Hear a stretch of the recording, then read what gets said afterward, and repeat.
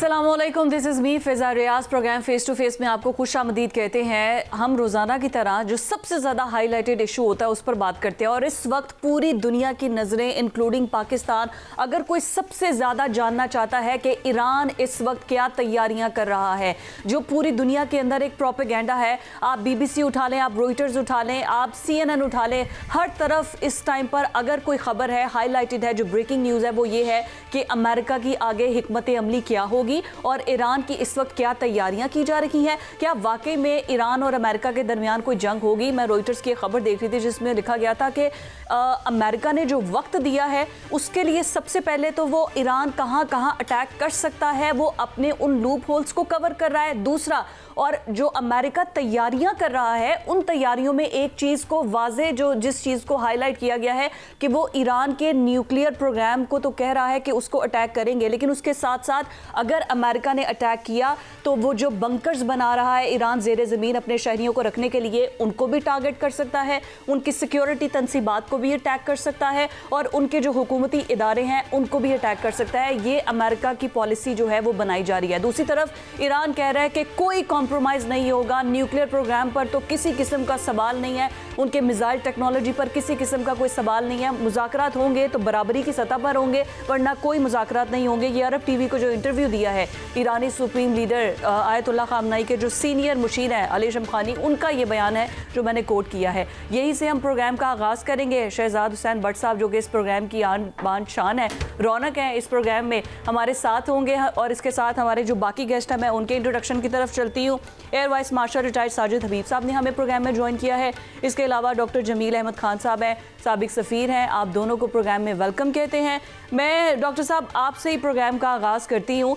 ये इस टाइम पे आप तो शायद सिफारतकारी, डिप्लोमेसी हमसे बहुत बेहतर समझ सकते हैं। ज़रा सादा आसान अल्फाज में हमारे व्यूवर्स को समझाइएगा, जो अमेरिका इस टाइम डिप्लोमेसी कर रहा है कि अपनी तैयारियां भी कर रहा है, 1 महीने का टाइम भी दे दिया है, बहरी बेड़े भी वहां पर पहुंचा रहा है, हर तरफ से प्रेशराइज भी कर रहा है, सैंक्शंस भी लगा रहा है। डिप्लोमेटिक मूव है या सच में अटैक कर सकता है? देखिए, डिप्लोमेटिक ड्यूरेस है। मतलब एक तरफ प्रेशर और दूसरी तरफ डायलॉग का एक ये सिलसिला भी जारी किया हुआ है। और डायलॉग का सिलसिला नहीं, वो सही है, ये डिप्लोमेसी तो चल रही है, लेकिन ये डिप्लोमेसी अपनी ताकत, अपनी कुव्वत को सामने मुजाहरा करने के बाद चल रही है और ईरान उसको मानने के लिए तैयार नहीं है। तो यहाँ आके फिर डिप्लोमेसी दम तोड़ती हुई नज़र आती है।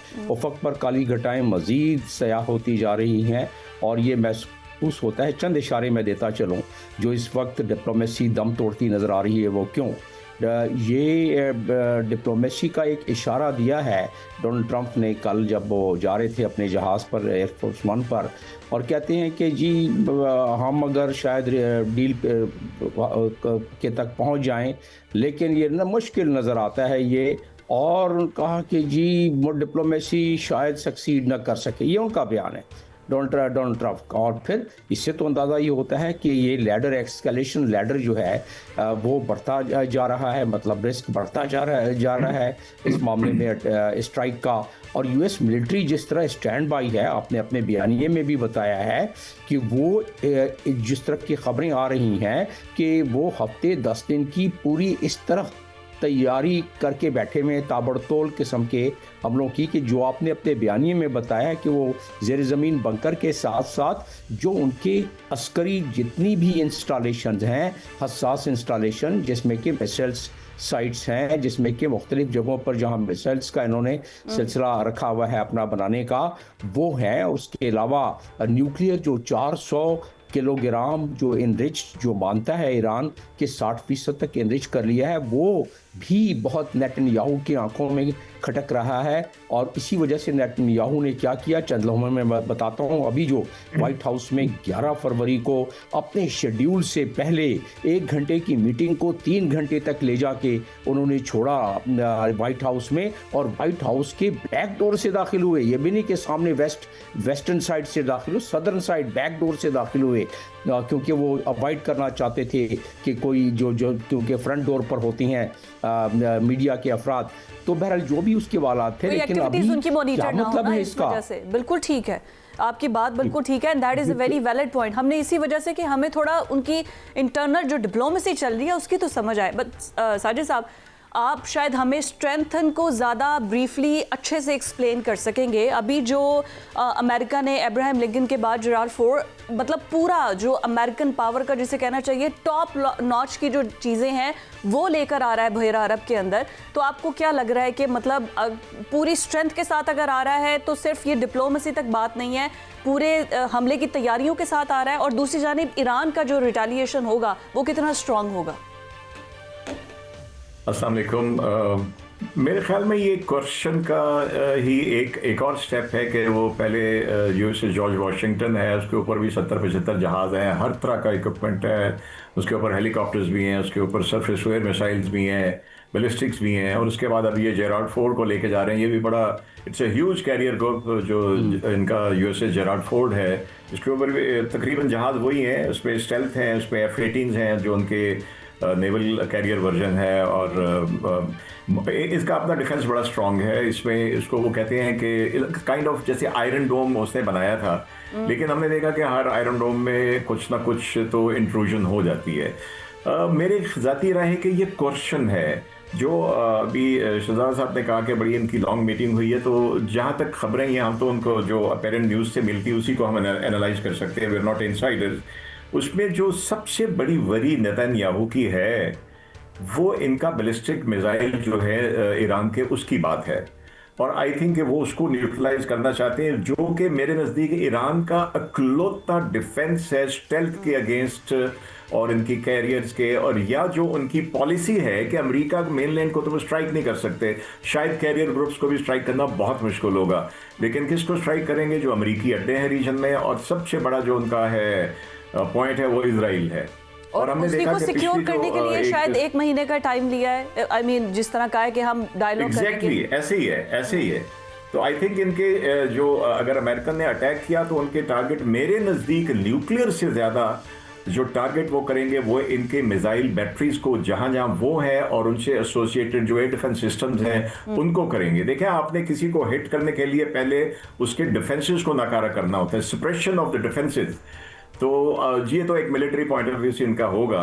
तो आई थिंक इनका पॉइंट ऑफ कंटेंशन यही है कि Iran doesn't want to give up. मेरी ज़ाती राय में शायद अमेरिका भी इतना वरिड नहीं है, वो बेसिकली जो है वो अभी बात जैसे कि शहजाद में वो यूरेनियम की डील करना चाहता है, न्यूक्लियर की डील करना चाहता है, तकरीबन वही जो बाइडन ने की थी और जो ट्रंप ने आके उसको कैंसिल कर दिया था। तो ये सारा क्वेश्चन है, प्रेशराइज करना है। जमील साहब ने बड़ा हमें ब्रीफली एक्सप्लेन भी कर दिया डिप्लोमेटिकली। साजिद साहब साथ ही रहिएगा।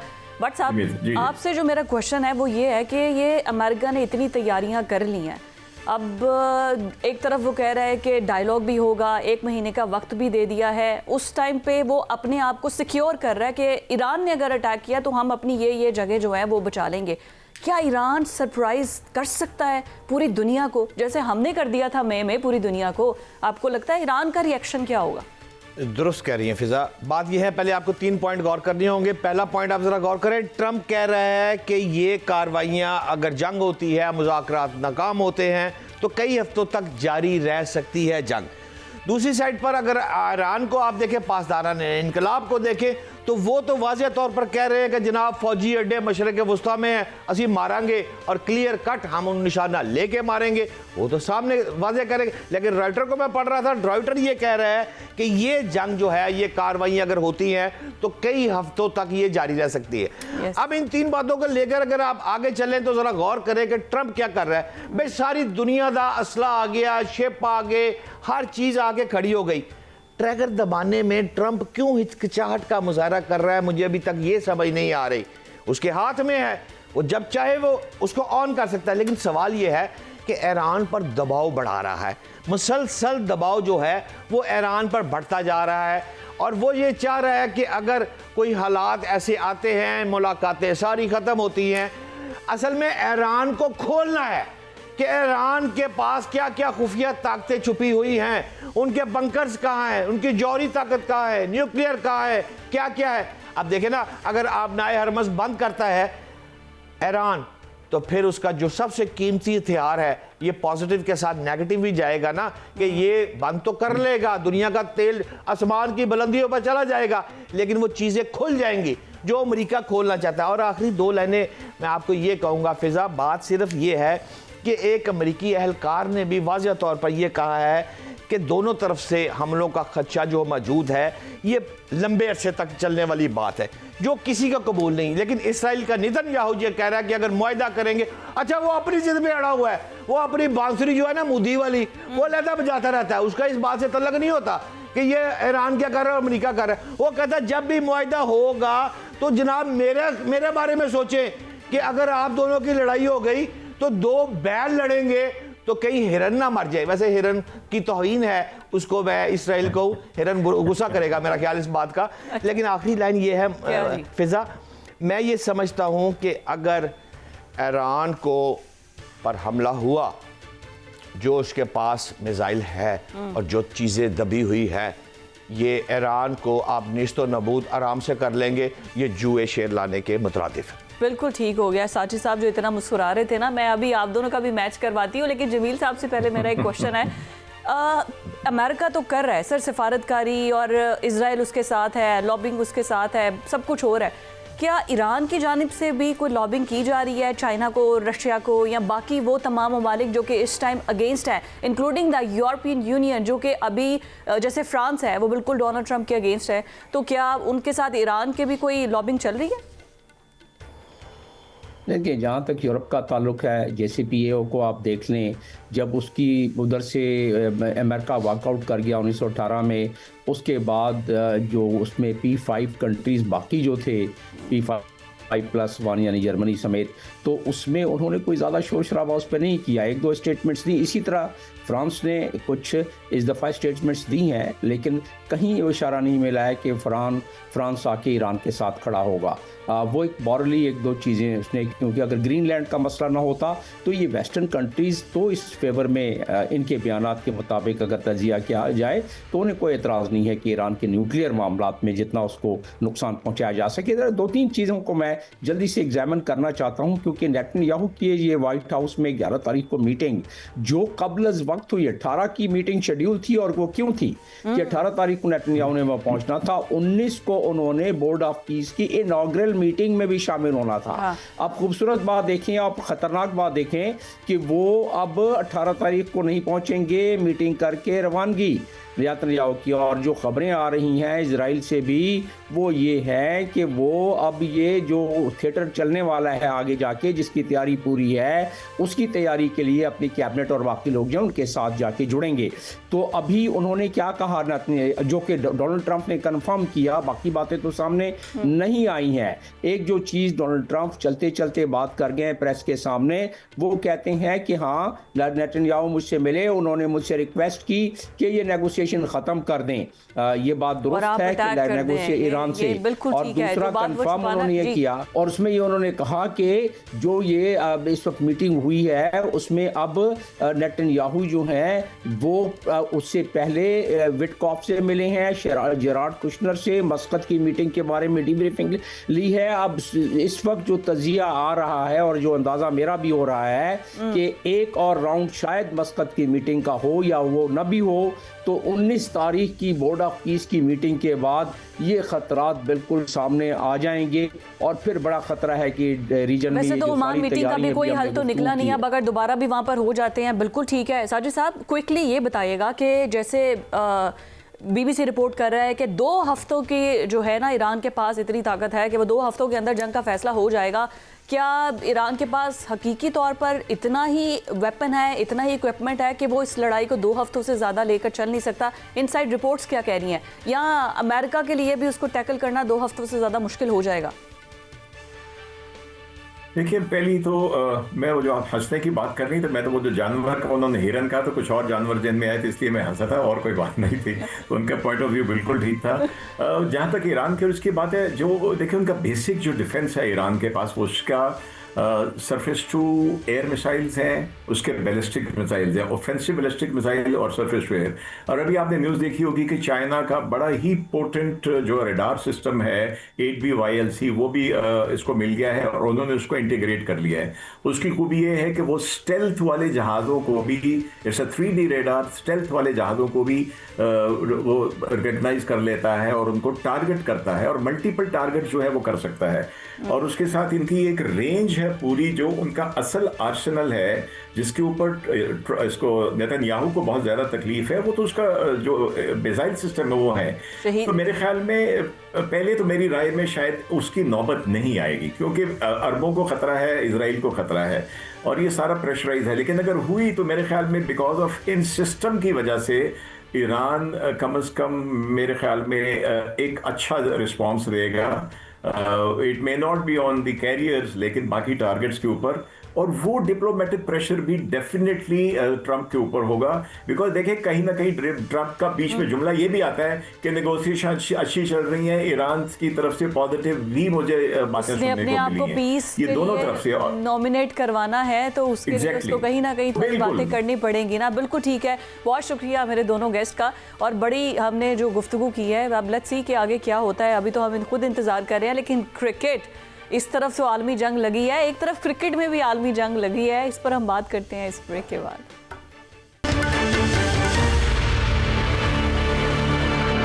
वेलकम बैक जी। कल बहुत बड़ा टाकरा होने जा रहा है, पाकिस्तान और इंडिया का मैच होगा और हाई वोल्टेज टाकरा होगा।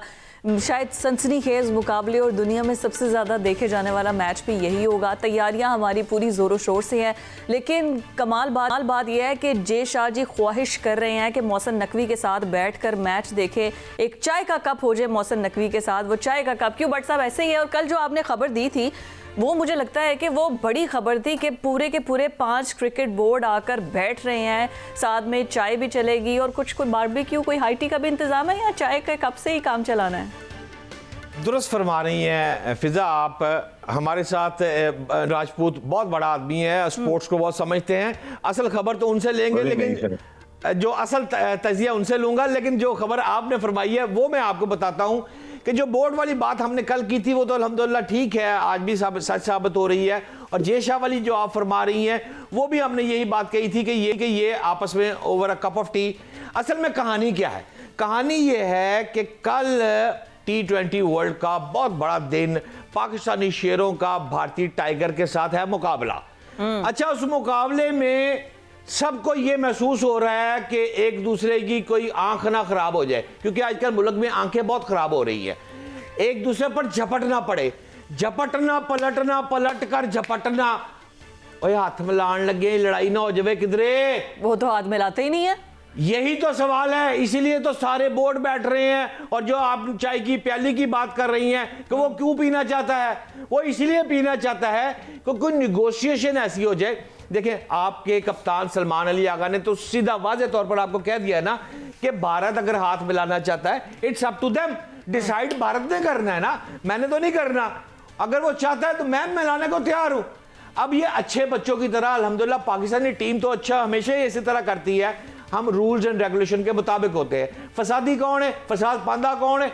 भारतीय क्रिकेटर डालते हैं फसाद। अब जो बात आखिरी 2 लाइनें हैं वो ये है कि इस मौके पर निगोशिएशन ये हो रही है, कंसेंसस ये हो रहा है कि ये बहुत बड़ा मैच है, इसको अफामो तफीम से निकाल लिया जाए। कोई हाथ मिलाना पड़ता है, जैसे वो कहता है मैं मोहसिन नकवी को ट्रॉफी नहीं लेनी, अम्मी जी मैंने नहीं लेनी। ये तो स्टाइल है भारतीय क्रिकेटर का। लेकिन अगर आप याद करें, एक प्लस पॉइंट उनका जरूर है कि अगर आप अपनी टीम का रिकॉर्ड चेक कर लें तो वर्ल्ड कप में भारतीयों ने हमेशा बाजी ली है, यस। लेकिन इस दफा मुझे लग रहा है, मेरी इतला है और मेरी खबर यह है कि भारतीय जो प्लेइंग 11 है उसको पूरी तरह मॉनिटर किया गया है और एक एक बंदे पर तबसरा किया गया है टका के कि किसको किस तरह कैप्चर करना है। लेकिन आप नसीम राजपूत से पूछे ना जी। बिल्कुल, एक्सपर्ट तो वो है हमारे साथ प्रोग्राम में। मुझे ये बताएगा नसीम साहब कि उस्मान तारिक को कह चुके हैं जी वो हमारा ट्रम्प कार्ड है और स्पिनर्स हमारे कमाल कर जाएंगे। तो अभी तक पिच को देखते हुए, कंडीशंस को देखते हुए क्या नजर आ रहा है कल के मैच में, किसकी फेवर में जा रही है कंडीशंस? देखिए, फेवर की तो मैं अभी बात करता हूँ, अभी तक तो बारिश के फेवर में जा रही है। मैं अब जो मेन चीज, अभी आप चाय की बात कर रहे थे, तो चाय हम पिलाएंगे क्योंकि चाय हमारी फैंटास्टिक होती है। तो चाहे जेशा साहब पीना चाहते हैं तो चाय हम लेके जाएंगे पाकिस्तान से और उनको पिलाएंगे, क्योंकि उनको आदत है थोड़ी सी फैंटास्टिक टी की। और जो फैंटास्टिक पाकिस्तान ने काम किया है अभी रिसेंटली बांग्लादेश के लिए, उसके बाद तमाम क्रिकेट बोर्ड जो एक चीज सोच रहे थे कि पाकिस्तान इतनी हिम्मत नहीं करेगा, लेकिन अब सबको एक चीज समझ में आ गई है कि पाकिस्तान के बगैर ना वर्ल्ड कप है ना इंटरनेशनल क्रिकेट है। और अब इस मामले को अफ़वाह तफ़हीम से कैसे मैनेज किया जाए, कैसे मामलात को लेके चला जाए ताकि क्रिकेट का नुकसान ना हो। ठीक है, पाकिस्तान और इंडिया के जो सिफारती ताल्लुकात है वो अपनी जगह पर रहें, जैसे भी होते हैं, ठीक है, बायलैटरल सीरीज नहीं खेलते, लेकिन आईसीसी टेस्ट क्रिकेट चैंपियनशिप में आप जल्दी खबर सुनेंगी, ये मैं आपको बता रहा हूँ कि पाकिस्तान और इंडिया खेलेंगे अब फ्यूचर में। अभी कुछ और भी चीजें हैं जो सामने आना बाकी हैं, जो आई नहीं है। मोहसिन नकवी साहब ने पेशावर में जब गुफ्तगू की थी मीडिया से, तो उन्होंने यही कहा था कि हमने कोई और शर्त नहीं रखी, सिर्फ बांग्लादेश की इज्जत, उनका मकाम, उनका वकार वापस दिलाना था, इसके अलावा कुछ नहीं था। लेकिन उनका मकाम, उनका वकार सारी दुनिया ने देखा है कि किस तरह दिलाया गया है, स्पेशली क्रिकेटिंग वर्ल्ड ने। तो क्रिकेटिंग वर्ल्ड को पता है कि अगर आईसीसी टेस्ट क्रिकेट चैंपियनशिप में भी पाकिस्तान इंडिया का मैच होगा तो उनके भी खजाने भरेंगे जहां और लोगों के भरेंगे। तो ये चीज बहुत तेजी के साथ अब इंटरनेशनल क्रिकेट में सराहियत कर रही है कि जो माजी में कभी भी पाकिस्तान और इंडिया का वर्ल्ड टेस्ट चैंपियनशिप में मैच नहीं हुआ। राजपूत साहब, आपकी बात ठीक है। नसीम साहब, ये सारी बातें डिप्लोमेसी थी, आपने बड़ा अच्छा वो बेसिकली, लेकिन अभी जो पाकिस्तान इन एक्शन हमें कल नजर आएगा, एक डिफरेंट पेस में एक डिफरेंट टीम नजर आएगी हमें, क्योंकि जैसे बताया भट्ट साहब ने कि हमेशा जब फाइनल होते हैं, फिनाले में इंडिया को बाजी होती है, वो जीत जाते हैं हमेशा। ऐसे सम टाइम हमारे भी विन विन सिचुएशन होती है, बट वी रियली वांट कि पाकिस्तान ये कल का मैच जीते। देखिए, हम तो हर दफा इस उम्मीद के साथ जाते हैं, लेकिन ट्रैक रिकॉर्ड इंडिया के खिलाफ हमारा बहुत ही खराब है। 18 में से हम 3 मैच जीते हैं टोटल। वर्ल्ड कप में हमने जो उनके खिलाफ 8 मैच खेले उनमें से 1 जीते, 7 में हमें शिकस्त का सामना, 6 में हमें शिकस्त और 1 टाई हुआ है। तो ट्रैक रिकॉर्ड तो हमारा ऐसा है। लेकिन हमने, आपको याद होगा, लास्ट एशिया कप में भी इंडिया को दोनों मैचों में यहां से पकड़ लिया था, जो हमारे टॉप ऑर्डर बैटिंग कर रही थी, देन कोलैप्स हो गया। फाइनल में भी अगर हारिस रऊफ को रन ना पड़े तो हम शायद एशिया कप जीत गए। यस। तो हमें ट्रॉफी का मसला ही नहीं होता। तो हमने ऐसा नहीं बुरी क्रिकेट खेली है, हमने बहुत तगड़ी क्रिकेट खेली है। और इस वक्त की जो सूरत हाल है, हमारी डेप्थ नीचे उनसे ज्यादा दिखाई दे रही है। खास तौर पे हमारा जो बैटिंग डिपार्टमेंट, जो 5, 6, 7, 8, 9 ये जो हमारा दिखाई दे रहा है, वो इंडिया से ज्यादा तगड़ा दिखाई दे रहा है, जहां पे फहीम भी मौजूद है, शादाब भी मौजूद है, नवाज भी मौजूद है। ये 3 ऑलराउंडर हमारे नसीम साथ राजपूत साहब, खता कलामी की माजरत चाहता हूं, ये बताएं कि मेरी इत्तला के मुताबिक जो मेरा ट्रम्प कार्ड है वो तो उस्मान है। आप पाकिस्तानी किसको ट्रम्प कार्ड समझते हैं और भारतीय ट्रम्प कार्ड कौन है, आपकी राय? देखिए, भारत का ट्रम्प कार्ड मुझे सबसे ज्यादा तो अभिषेक शर्मा, पता नहीं होते या नहीं होते, वो होने जरूर चाहिए। वो क्रिकेट की खूबसूरती है, हम उनके आउट होने की दुआ करेंगे, वो एक अलग बात है, लेकिन पूरी team, full flash team India की खेलनी चाहिए। मेरे ख्याल है हार्दिक पांड्या हमेशा पाकिस्तान के खिलाफ खतरनाक होता है, बैटिंग डिपार्टमेंट में भी, बॉलिंग डिपार्टमेंट में भी वो ब्रेक थ्रू लेकर देता है। और लास्ट जो मैच उसने नमीबिया के खिलाफ खेला है, निफ सेंचुरी भी स्कोर की है और आउट भी किए। तो टाइमली हार्दिक पांड्या का फॉर्म में आना और अगेंस्ट पाकिस्तान परफॉर्म करना, मुझे वो सबसे खतरनाक एलिमेंट लगता है पाकिस्तान के खिलाफ हार्दिक पांड्या। हमारे टॉप ओपनर, आपको क्या लगता है कि यस पाकिस्तानी टीम में ओपनर्स क्या होने चाहिए?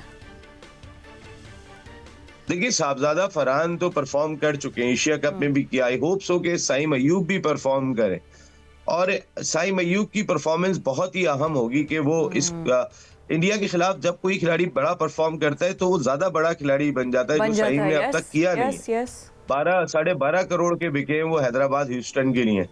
तो अगर इतने बड़े प्लेयर हैं तो इस बड़े मैच के अंदर आप परफॉर्म करके दिखाएं, जो आपकी अभी तक आ नहीं रही है उस तरीके से परफॉर्मेंस। फिर सलमान आगा, सलमान की इंटेंट जरूर दिखाई दे रही है, लेकिन पिछले दोनों मैचों में 1 डाउन पोजीशन में उनकी जानिब से रन नहीं आए। उसके बाद बाबर आजम आते, बाबर आजम के बेल्ट पे लास्ट मैच में रन है, और मेरे ख्याल है उनका रोल वही होना चाहिए जो उस मैच में था।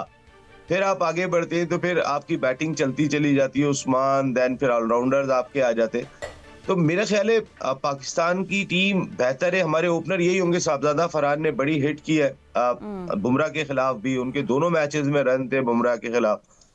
तो साहबजादा फरहान से हमें बहुत उम्मीदें हैं कि वो लंबी बारी लेंगे, और साइम अयूब से एक्सपेक्टेशन है कि वो अपनी बारी को जरा थोड़ा कैरी करे, थोड़ा जरा बढ़ाए अपनी बारी को, और जिस तरीके के वो स्ट्रोक्स खेलते हैं वैसे खेलें। सलमान रन करे, देखिए सलमान ने पिछले इस वर्ल्ड T20 से पहले जो 4-5 मैं यही कहने लगी थी कि आपने कप्तान से तो उम्मीद बिल्कुल ही छोड़ दी है। हाँ बिल्कुल, हमारे जो कप्तान हैं वो फॉर्म में हमें नजर आनी चाहिए। सबसे बड़ी जिम्मेदारी तो उन पर आती है। ठीक है, कैप्टनसी है मैंने चीज़ों को, लेकिन बाबर से पहले अगर वो आ रहे हैं तो वो हमेशा हमें उस तरह से इन एक्शन नज़र नहीं आते हैं। खैर कल के मैच में फिर लग पता जाएगा कि होता क्या है, मतलब मैच हम भी देखेंगे लेकिन मज़ा आ जाएगा। आई होप सो कि वन साइडेड मैच ना हो, मैच एंड बॉल तक हमें देखने को मिले।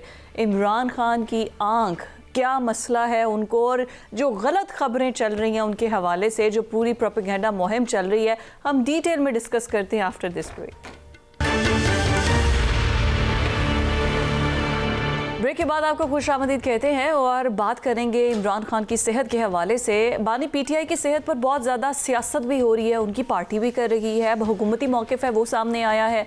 अता तारड़ ने तो पहले बता दिया था कि बिल्कुल वो गए हैं पिम्स हॉस्पिटल, 20 मिनट का एक कोई प्रोसीजर हुआ है, बाद में वीडियो भी आई और अब कहा जा रहा है जो सुप्रीम कोर्ट में सलमान सफ्तर ने पूरी की पूरी रिपोर्ट जमा करवाई है कि भाई उनको क्या क्या सहूलियात जेल के अंदर दी जा रही हैं, कौन से पानी तक उनको दिया जा रहा है वो तक बताया गया है। ये तमाम चीज़ें, रूम में क्या फैसिलिटीज़ हैं, सेहत के हवाले से वो ये कहते हैं कि अब ये पता नहीं बात सही है गलत है, डॉक्टर्स इस पे बता सकते हैं कि वो कह रहे हैं जी 85% आंख ज़ाया हो चुकी है, 15% से उनको नज़र आ रहा है और उस पर एक तूफ़ान मचा हुआ है नेशनल मीडिया पे, इंटरनेशनल मीडिया पे और सोशल मीडिया पे भी। इसी पर बात करने के लिए नईम हैदर पंजोदा साहब ने भी ज्वाइन की, उनसे भी डिटेल डिस्कशन करेंगे और हमारे साथ भट्ट साहब तो मौजूद है ही हैं।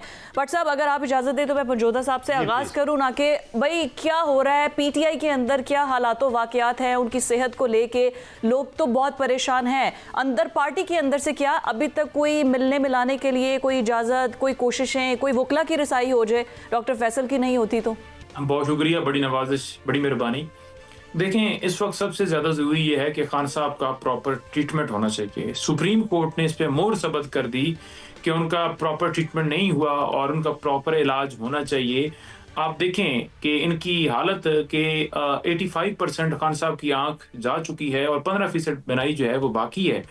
इनकी तरफ से जूं की तू नहीं रहेंगी। सुप्रीम कोर्ट का हुक्मनामा होने के बावजूद, अटॉर्नी जनरल की मेश्योरेंस के बावजूद कोई आगे पेशरफ्त नहीं बढ़ी।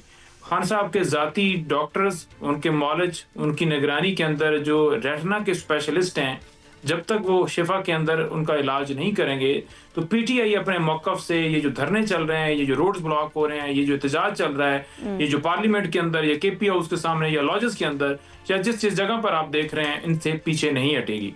क्योंकि वो शख्स जिसने इस कौम को शऊर दिया, जिसने कौम को बनाई दी, इस कौम को बताया कि पाकिस्तान के अंदर किस तरह हुकूमतें गिराई जाती हैं, उठाई जाती हैं और फैसला साज कौन है, किस तरह मुझे आपकी बात ठीक है, लेकिन प्रोटेस्ट किस लिए जब हुकूमत no there is no problem. बस मुझे ये कि जब तारिक फजल चौधरी कह रहे हैं कि हर सूरत उनका इलाज होगा और जिस भी सहूलत को वो कहेंगे वो दी जाएगी। वजीर दाखिला का बयान आ रहा है जिसमें वो कह रहे हैं कि मे बी उन्हें इस्लामाबाद मुंतकिल कर दिया जाए क्योंकि वी रियली वांट कि इमरान खान बिल्कुल सेहतयाब हो जाए। सो इसके इन बयानात के बावजूद एहतजाज, कोई लॉजिक? देखें ये बहुत झूठे हैं, ये झूठ बयान करते हैं। ये कहते हैं जी कि खान साहब के विश के मुताबिक जो है पहले भी ट्रीटमेंट हो रहा है और बाद में भी इलाज होगा। तो पहले जो उन्होंने दरखास्तें दी बार बार, उसके ऊपर आपने उनको सिर्फ एयर ड्रॉप्स दिए कि वो कतरे डालते रहे, कोई डॉक्टर नहीं गया उन तक। मैं खुद इस चीज़ का गवाह हूँ कि खान साहब की आंख के अंदर जो रेडिश है तो वो मैंने खुद देखा और मैंने आकर बाहर अलीमा आपा के हमरा हमने प्रेस टॉक की और मैंने मीडिया से भी गुफ्तगू करते हुए कि उनके अंदर हमें फील होता है कि रेडिश है। उसके बाद वो जाहिर बात है मेरी मुलाकात तो बंद होगी तो वो चीज़ बढ़ती गई होगी और खान साहब ने उनको कहा कि प्रॉपर इसका इलाज किया जाए। आप कहा गया कि हुकूमती मौक़िफ़ जो है बार बार कहा कि डॉक्टर आसम, डॉक्टर फैसल ये मिले मेरी मौजूदगी के अंदर का और मेरी मौजूदगी के अंदर ही हमने जहाँ पर सेटिस्फेक्शन हो फिर उसके बाद ही पेशेंट का सेटिस्फाई होना बड़ा जरूरी है। ये तो हर डॉक्टर कहता है। बट साहब मुझे ये बताइएगा कि अगर वाकई उनके ट्रीटमेंट के लिए बातें की जा रही हैं, डू यू थिंक सो कि वो हॉस्पिटल जाएंगे और फिर हॉस्पिटल से वापस जेल आएंगे या बनी गाला जाएंगे या इंग्लैंड इलाज के लिए जाएंगे? प्लेटलेट्स कम होते तो चले गए थे ना, तो इनको भी चले जाने दें। मेरा ख्याल था बिल्कुल सीधा सवाल करेंगे लेकिन आपने फिर शरारती सवाल कर दिया है। चलें कर दिया तो आपकी मर्जी है, अब क्या कर सकते हैं। सवाल ये है कि मैं ये मानता हूं कि खान के चाहने वाले पाकिस्तान में बहुत है। खान की आंख अगर खराब हुई है तो दुख और अफसोस की बात है। मैं यहां पर ये बिल्कुल बात नहीं करूंगा कुलसूम नवाज के साथ क्या हुआ था, मरियम नवाज जो थी नवाज शरीफ के सामने कैसे गिरफ्तार हुई थी, नैब में क्या हुआ था, हुसैन नवाज अटक जेल में कैद था, उस सर्दियों में कैद था जब 12 अक्टूबर 1999 को हुकूमत टॉपल हुई थी, उसके बाद उसके पास कोर्ट तक नहीं था। वो सारी बातें छोड़ दे यार, पुरानी बातें हैं। इस वक्त खान बीमार है और मुझे अभी तक 15% की बात थी, अब 15 से 85% की बात आ गई है। तो जो आप फरमा रही है ना भाई, 2.5 साल हो गए हैं खान को पाबंदे सलासल और बहुत सारे लोगों ने बहुत सारे मजे लूट ली है। अच्छा, बात यह है कि अब खान को बाहर आना चाहिए, मैं इस फेवर में हूं। और खान को या बनी गाला शिफ्ट होना चाहिए या उसको, वो मेरा ख्याल है मोहसिन नकवी ने कहा है कि खान के लिए तो इस्लामाबाद में जेल तैयार हो रही है, वो 2 माह बाद तैयार हो जाएगी तो उसको वहां भेज दिया जाएगा। लेकिन मैं उससे भी मुतफिक नहीं। अच्छा। बात यह है कि मेरा ख्याल है कि मैं इस पर कोई राय देने की बजाय, नहीं मैं इधर पंजोता भाई आपसे राय ले लेता हूं कि खान बीमार है, खान के लवर पाकिस्तान में मौजूद है, खान को डील करके बरतानिया या किसी मुल्क में भेज देना चाहिए। अगर मैं जर्नलिस्ट ना होता तो आज स्पोक्समैन पीटीआई होता तो मैं ये कोशिश जरूर करता। आप करेंगे ये कोशिश? देखें, गुजारे ये है कि 2.5 साल से ये कोशिश की जा रही है कि खान साहब डील कर लें, और ये इनकी कोशिशें जो हैं, जितनी भी जो इस वक्त ख्वाहिशें रखते हैं उनकी नाकाम रही हैं, क्योंकि इन्होंने हमेशा खुद डील की। डील के तहत ही नवाज शरीफ लंदन इलाज के लिए 4 हफ्तों के लिए गया और मुड़ के नहीं आए। बिल्कुल नवाज शरीफ को गिरफ्तार किया गया था क्योंकि पाकिस्तान की अवाम का पैसा लूटा हुआ था जो अभी भी रिकवर नहीं हुआ, और डील के तहत उनको एल करके उनको दोबारा इक़्तिदार दे दिया गया है। उनको इलाज के लिए खान साहब ने नहीं रोका, वो लंदन तक गए थे इलाज कराने के लिए। आप किस तरह की बात करते हैं? दूसरी चीज, आपने कहा मरियम नवाज, तो मरियम नवाज भी बिल्कुल, उन्होंने भी करप्शन की, बदयांती की। आज तक क्यों नहीं फ्लैट्स का हिसाब दिया जा रहा? तो जब आपके ऊपर मुकदमे हो तो ये मामला होता है, लेकिन एक बुनियादी हक जो है इंसान का, वो नहीं महरूम करना चाहिए। यार बंदा बीमार है यार, उसकी आंख खराब हो रही है, आप मरियम नवाज बुशरा बेगम की करप्शन की बातें कर रहे हैं। छोड़े करप्शन को, खान की आंख का मसला है, कौम का लीडर है। इस वक्त ये बताएं कि खान को बाहर निकालना है, किस तरह निकाले, ये बताएं आप। देखें, खान साहब जो हैं वो बाहर आने चाहिए। खान साहब झूठे मुकदमात में पाबंदे सलासल हैं, और आप जो जोर जोर से बोल रहे हैं उसके ऊपर मैं यही कहूंगा कि करप्शन बुशरा बीबी भी नहीं की, उन्होंने ही की है जो इस वक्त इक़्तिदार के अंदर है, और वो कभी नहीं चाहेंगे कि खान साहब बाहर आए। इंशाअल्लाह ताला हमने पूरे मुल्क के अंदर धरने दिए हुए हैं, पूरे मुल्क के अंदर एहतजाज जारी है।